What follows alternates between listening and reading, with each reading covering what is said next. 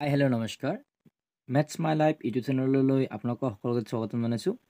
আজি আমি ক্লাছ 10 মেথছৰ দ্বিতীয় নম্বৰ চেপ্টাৰ বহুপদ এই চেপ্টাৰটোৰ বিষয়ে আমি আজি আলোচনা কৰিম। তো আপোনালোকে চাই লওক কিতাপত কি দিয়া আছে, কিছুমান ইম্পৰ্টেণ্ট পইণ্ট দিয়া আছে, সেইখিনি পইণ্টখিনি পঢ়িম। বহুপদ যাক আমি ইংলিছত কি বুলি কওঁ, পনমিয়াল। ঠিক আছে, এতিয়া এই পনমিয়ালত কিছুমান বস্তু আমি জানিব লগা তথ্য আছে, সেই তথ্যখিনি আজি আমি জানিম। প্ৰথমে তোমালোকে চোৱাচোন ইয়াতে কি লিখা আছে, যিখিনি লিখা আছে তাৰ পৰা আমি কিছু আভাস ল'বলৈ চেষ্টা কৰিম, আগতে লিখিবৰ কাৰণে চেষ্টা কৰিম। ঠিক আছে, এইটো আছে নৱম শ্ৰেণীত তোমালোকে এটা চলকৰ যিটো বহুপদ মানে ওৱান ভেৰিয়েবল অফ বহুপদৰ বিষয়ে আমি পঢ়ি আহিছোঁ। তো ইয়াতে ডিগ্ৰী মানে মাত্ৰা, ইংৰাজীত কি কয় ডিগ্ৰী। ঠিক আছে গাইজ, এতিয়া এই সম্পৰ্কে অধ্যয়ন কৰিছিলোঁ, মনত পেলোৱা। যদি এই পি এক্সৰ মানে যদি এই যে ধৰা এইটো এটা ডিগ্ৰী ল'ব লাগে, এইটো এটা পনমিয়াল হয়। মই লিখি লওঁ 7 u power 6 minus 3/2 u power 4 plus 4 u power 2 plus u minus 8। Okay, এইটো চাব লাগিব সকলোতকৈ পাৱাৰ, এই পাৱাৰটো কোনটোত বেছি আছে। এইটো আছে 6ত আছে বেছি, ইয়াত 4 আছে, 2 আছে, ইয়াত 6তকৈ বেছি কি 6। তেনেহ'লে এই পনমিয়ালৰ মাত্ৰাটো কিমান হ'ব 6। অ'কে, এইটো সহজ কৈছে যে এইটো পনমিয়ালৰ মাত্ৰাটো কিমান আছে 6। অ'কে, আৰু এই যে এইবিলাক কিন্তু বহুপদ নহয়। ঠিক আছে, এতিয়া প্ৰথমে আমি বহুপদৰ বিষয়ে পঢ়াৰ লগে লগে আমি জানিব লাগিব যে এইটো বহুপদ নোহোৱাৰ কিছুমান নিয়ম আছে। সেই নিয়মবোৰনো কি কি, তাৰ কাৰণে তোমালোকে সচৰাচৰ ইয়াতে লিখা আছে যে 1/x-1 √x + 2 1/x² 2x + 3। ইয়াৰ অৰ্থ আমি কি দেখা পালোঁ যে কোনো এটা যিটো পনমিয়াল বা বহুপদ এনেকুৱা ফ্ৰেকশ্যনত হ'ব নোৱাৰে। ঠিক আছে, ইয়াতে যিটো কনষ্টেণ্ট মাত্ৰ এনেকুৱা কনষ্টেণ্ট মাত্ৰ ফ্ৰেকশ্যনত হ'ব পাৰে, যিটো এটা আগৰ যিবিলাক পদবিলাক থাকিলে হেৰি হ'ব পাৰে, ভগ্নাংশত হ'ব পাৰে, কিন্তু ডাইৰেক্ট এটা যিটো বহুপদটো ফ্ৰেকশ্যনত হ'ব নোৱাৰে আৰু ৰুটৰ ভিতৰত হ'ব নোৱাৰে। ঠিক আছে, আৰু এটা কি বুলি কৈছে যে ইয়াত এটা পদ্ধতি চোৱাচোন, ইয়াতো কি কৈছে ফ্ৰেকশ্যন হ'ব নোৱাৰে, অৰ্থাৎ এই দুটা পইণ্ট পালোঁ যে ফ্ৰেকশ্যন হ'ব নোৱাৰে আৰু ৰুটৰ ভিতৰত হ'ব নোৱাৰে, সেইকাৰণে এইটো বহুপদ নহয় বুলি কৈছে। একমাত্ৰা এটা বহুপদৰ যিটো কি বুলি কয় ৰৈখিক বহুপদ, যিটো মাত্ৰা এটা আছে তাক কি বুলি কয় ৰৈখিক বহুপদ। অৰ্থাৎ এই মাত্ৰা অৰ্থটো কোৱাৰ লগে তোমালোকে বুজি পাইছা যে মানে এই যে ভেৰিয়েবলৰ ওপৰত যিখিনি পাৱাৰটো থাকে সেই পাৱাৰটোৰ কথা কৈছে।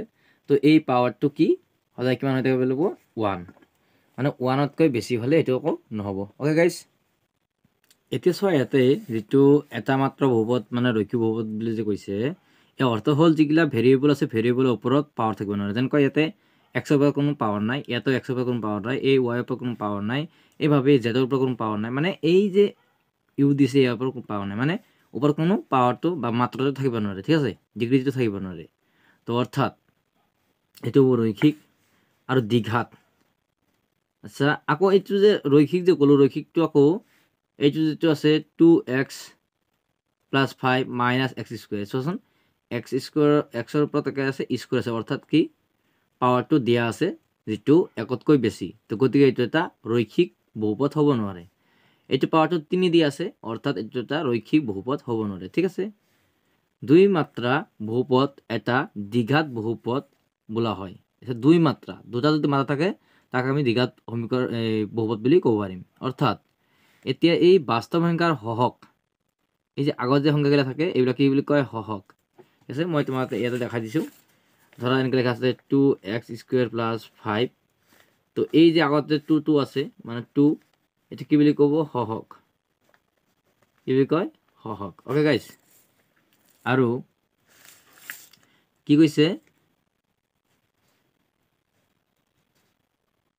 এইটো হ'ল হহক থকা আটাইবোৰ দ্বিঘাত, যিটো এটা চোৱাচোন ইয়াত 2 আছে x², এই যে স্কুৱেৰত আছে মানে 2 আছে, 2তকৈ ওপৰত নাই।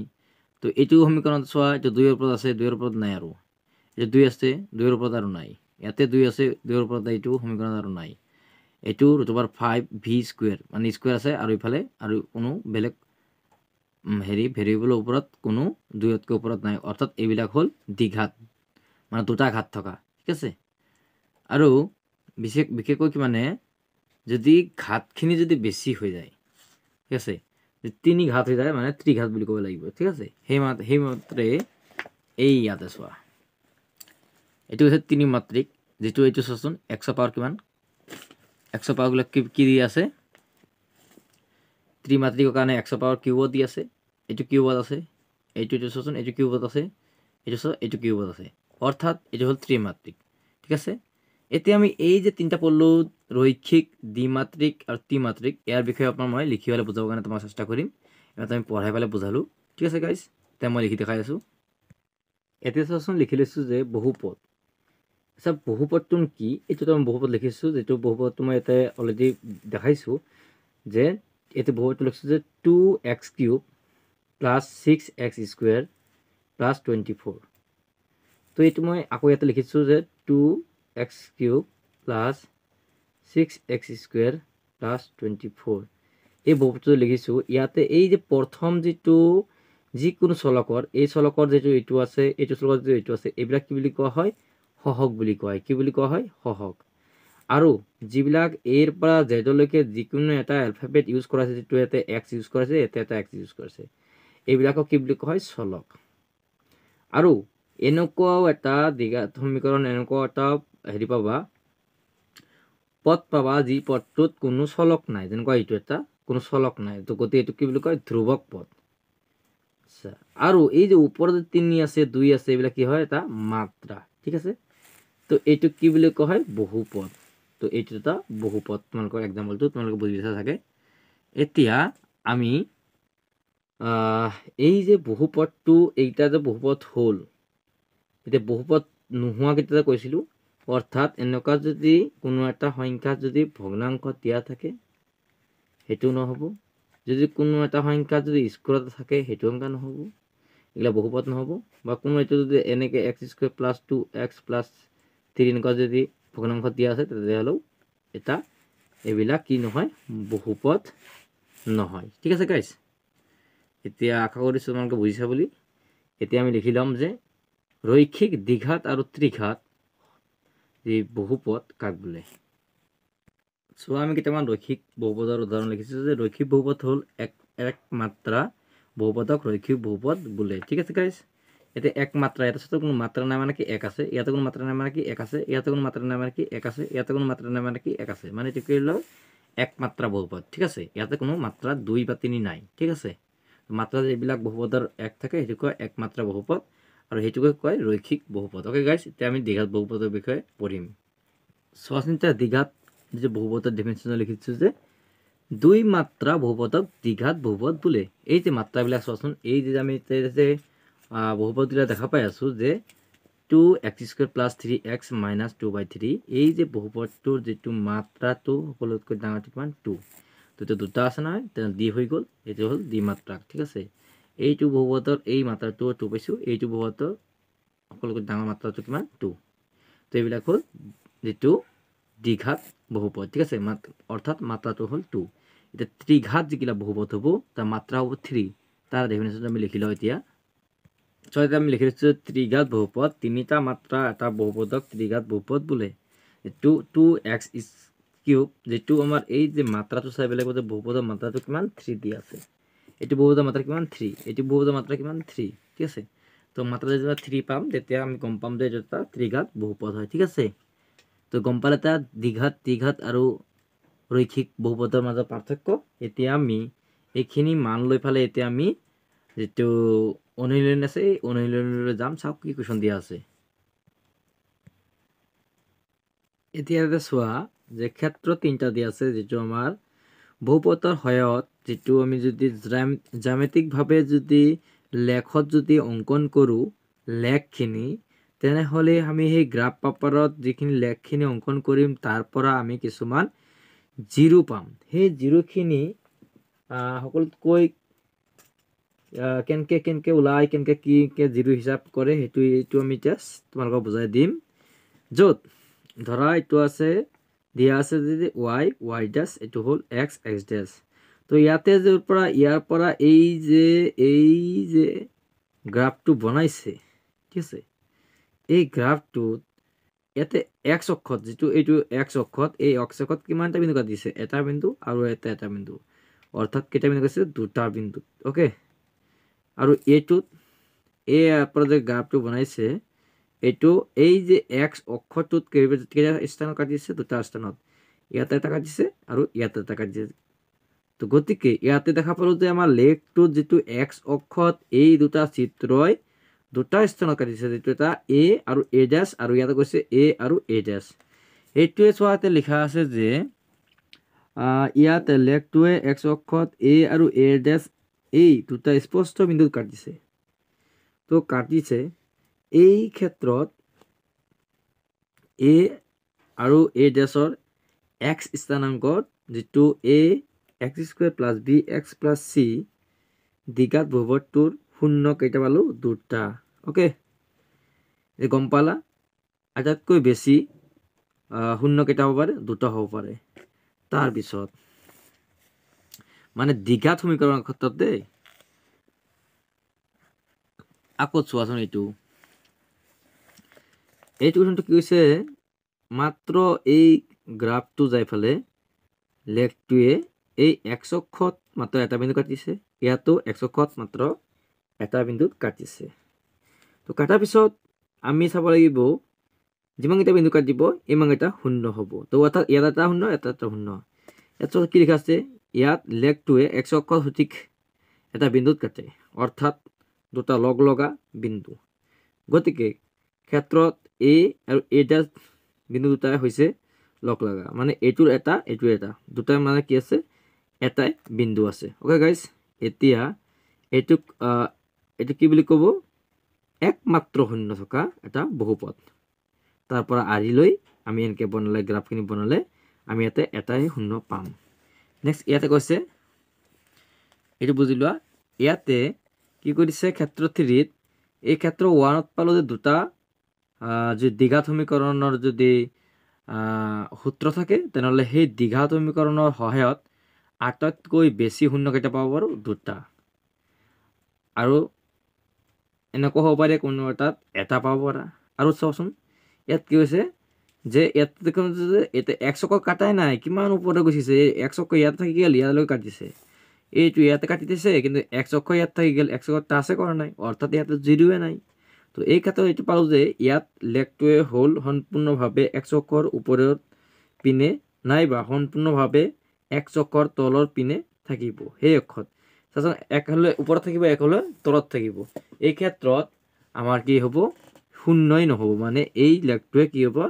শূন্য নাথাকিব। ইয়াতে লিখি আছে চোৱা যে কোনো শূন্য নাথাকিব। অ'কে গাইজ, আশা কৰোঁ তোমালোকে বুজিছা বুলি। আৰু এটা কথা তোমালোকে মনত ৰাখিবা যে দ্বিঘাত সমীকৰণত আটাইতকৈ বেছি দুটা শূন্য হ'ব পাৰে, ত্ৰিঘাতত আটাইতকৈ বেছি তিনিটা হ'ব পাৰে।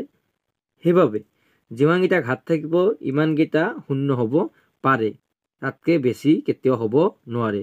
তাতকৈ সদায় কম হ'ব, কিন্তু বেছি হ'ব নোৱাৰে। অ'কে গাইজ, তোমালোকে এতিয়া আশা কৰোঁ যিটো সমীকৰণৰ সহায়ত যিটো লেগ বনাইছে, সেই লেগত দেখা পালা যে দুটা বস্তু, এটা ওপৰ ফালে মুখটো খোলা থাকে, এটা তল ফালে খোলা থাকে। এই যে ওপৰ ফালে তল ফালে খোলা থাকে, ইয়াৰো কিবা এটা নাম আছে, তাৰ বিষয়ে আমি জানি লওঁ। চোৱা কিতাপত ইয়াতে দিয়া আছে যে লেখৰ আকৃতিত ইউৰ দৰে ওপৰমুখে খোলা নাইবা তলমুখে খোলা। এক হ'লে ওপৰমুখে খোলা হ'ব, নহ'লে কি হ'ব? তলমুখে খোলা হ'ব। এই দুটাৰ ভিতৰত এটা হ'ব, আৰু ই নিৰ্ভৰ কৰে ক'ত? এৰ মানটো যিটো আমাৰ মান দিয়া থাকিব, সেইটো শূন্যতকৈ ডাঙৰ নে সৰু তাৰ ওপৰত নিৰ্ভৰ কৰিব। ঠিক আছে, এনে বক্ৰবোৰক কি বুলি কয়? অধিবৃত্ত। ঠিক আছে, এইটো মনত ৰাখিবা। এইটো এক মাৰ্কিয়া যেতিয়া MCQ কুৱেশ্যন আহিব পাৰে যে অধিবৃত্ত, এই চিত্ৰটোক কি বুলি কোৱা হয়? অধিবৃত্ত কোৱা হয়। ঠিক আছে, যদি কোনো এটা অধিবৃত্ত বনাওঁতে যদি যদি মানখিনি যদি ধনাত্মক থাকে তেনেহ'লে পজিটিভ হ'ব আৰু মানখিনি যদি নিগেটিভ থাকে তেনেহ'লে তলফালে যোৱা হ'ব ঠিক আছে আশা কৰোঁ তোমালোকে বুজিছা বুলি আৰু এইটো কিন্তু 1 নম্বৰ কুৱেশ্যন হ'ব পাৰে অধিবৃত্তটো কাক বোলে ঠিক আছে তো এতিয়া তোমালোকে গম পালা চাগে এতিয়া আমি নেক্সট চাওঁ কি কৰিব পাৰিম এতিয়া আহক আমি একেলগে উদাহৰণ এটা কৰোঁ যাতে আমি বুজি পাওঁ চোৱাচোন ইয়াতে শূন্য ওলাব যে কেইটা শূন্য আছে তো গতিকে এই গ্ৰাফটো এনেকৈ গৈ গৈছে কাৰণ এক চক্ৰত মাত্ৰ এটা জেগাত কাটিছে গতিকে এই যেটো লেগটোৱে এই গ্ৰাফত মাত্ৰ এটাহে শূন্য থাকিব আৰু এইটো চোৱাচোন ইয়াৰ পৰা গৈ এনেকৈ আহিছে তো অৰ্থাৎ ইয়াতে এটা কাটিছে ইয়াতে এটা কাটিছে অৰ্থাৎ এই লেগটোৱে গ্ৰাফত এক্স অক্ষত দুটা স্থান কাটিছে ইয়াতে এটা তো গতিকে দুটা বিন্দু থাকিব দুটা শূন্য থাকিব চোৱাচোন এনেকৈ গৈছে এনেকৈ আহি পালে এনেকৈ গৈছে আকৌ এনেকৈ ৰিপিট হৈছে অৰ্থাৎ এটা ঠাই দুটা তিনিটা স্থানত এক্স অক্ষৰ তিনিটা স্থানত কাটিছে তো গতিকে আমাৰ শূন্য কেইটা হ'ব পাৰে তিনিটা ইয়াত চোৱাচোন অকল এক্স অক্ষত একবাৰে কাটিছে তো এই মাত্ৰা এই অৰ্থ যে ইয়াত শূন্য থাকিব এটা নেক্সট এইটো এনেকৈ আহি পালে মাত্ৰ এটা স্থানত কাটিছে তো গতিকে এইটো থাকিব শূন্য এটা এনেকৈ গৈ আকৌ এনেকৈ ঘূৰিছে মানে দুই জেগাত হ'ল আকৌ ঘূৰি 3 জেগাত আকৌ ঘূৰি 4 জেগাত মানে 4 জেগা কাটিছে মানে এইটো ইয়াৰ যেটো শূন্যটো থাকিব কেইটা থাকিব 4টা ঠিক আছে গাইজ এতিয়া আমি অনুশীলনী কুৱেশ্যনটো কৰিম তোমালোকে অলৰেডি কনচেপ্টখিনি পাই গৈছা জানি যেটো বহুপদৰ বিষয়ে কি কি জানিব লাগে এতিয়া চোৱা অনুশীলনী 2.1 কি দিয়া আছে যে কিছুমান বহুপদ px ৰ ক্ষেত্ৰত y = px ৰ লেখৰ তলত দিয়া যে চিত্ৰবিলাক দিয়া আছে ইয়াতে প্ৰতিটো ক্ষেত্ৰতে px ৰ শূন্যৰ সংখ্যা উলিওৱা চোৱাচোন এতিয়া আমি ডাইৰেক্টলি চাম যে x অক্ষত কাটি দিছে নেকি ইয়াতে x অক্ষত কাটা নাই এইটো কৈছে ইয়াতে কেইটাতে কৈছে তো গতিকে এইটোত শূন্য নাই তো এনেকৈ গৈ x অক্ষত এটা ঠাইত কাটিছে অৰ্থাৎ ইয়াৰ এটা শূন্য আছে এনেকৈ গৈ এটা আকৌ ঘূৰি আহি দুটা আকৌ উল্টা গৈছে তিনিটা স্থান কাটিছে x অক্ষত গতিকে এইটোত তিনিটা শূন্য আছে এইটো চোৱাচোন কেইটা স্থান কাটিছে এটা দুটা স্থান কাটিছে গতিকে দুটা শূন্য আছে এনেকৈ গৈ এটা দুটা তিনিটা চাৰিটা স্থান কাটিছে অৰ্থাৎ এইটো বহুপদত 4টা শূন্য আছে এটা দুটা তিনিটা স্থান কাটিছে কাৰণ পাৰ হৈ যোৱা নাই নহয় এইটো পাৰ হৈ গ'লে বেছিকৈ ধৰিব পাৰিবা ডাবল ধৰিব পাৰিবা এইটো পাৰ হৈ যোৱা নাই নহয় ওপৰৰ পৰা ঘূৰি গৈছে গতিকে এটা এটা দুটা তিনিটা ধৰিব লাগিব ঠিক আছে তিনিটা শূন্য থাকিব এই বহুপদটোৰ ওকে তোমালোকে ধুনীয়াকৈ তলত লিখি দিবা ঠিক আছে যেনেকৈ তুমি লিখি দিবা ধৰা যেনেকৈ ইয়াতে তোমালোকে বুজাইছে সেইভাৱে লিখিলে হৈ গ'ল যেনেকৈ ইয়াতে উদাহৰণতে বুজাইছে চাওকচোন যেহেতু লেগটো x অক্ষত মাত্ৰ এটা বিন্দুত কাটিছে তো শূন্য হ'ব এটা আমি ইয়াতে লিখি দিম যেহেতু লেগটোত x অক্ষত এটা বিন্দুত কাটা নাই তো গতিকে শূন্য নাথাকে শূন্য সংখ্যা শূন্যতা মানে নাথাকে ওকে গাইজ এইখিনিতে আমাৰ 2.1 অনুশীলনীটো সমাপ্ত হ'ল নেক্সট ভিডিঅ'ত আমি 2.2ৰ কাৰণে প্ৰিপাৰেশ্যন কৰিম কুৱেশ্যনখিনি আলোচনা কৰিম ওকে গাইজ কনচেপ্টখিনি অলপমান ভালকৈ বুজি ল'বা আৰু 2বাৰমান ৰিপিট কৰিবা তেনেহ'লে আশা কৰোঁ আৰু ভালকৈ বুজি পাবা বুলি তো এইখিনিতে আজি ভিডিঅ'টো সমাপ্ত কৰিলোঁ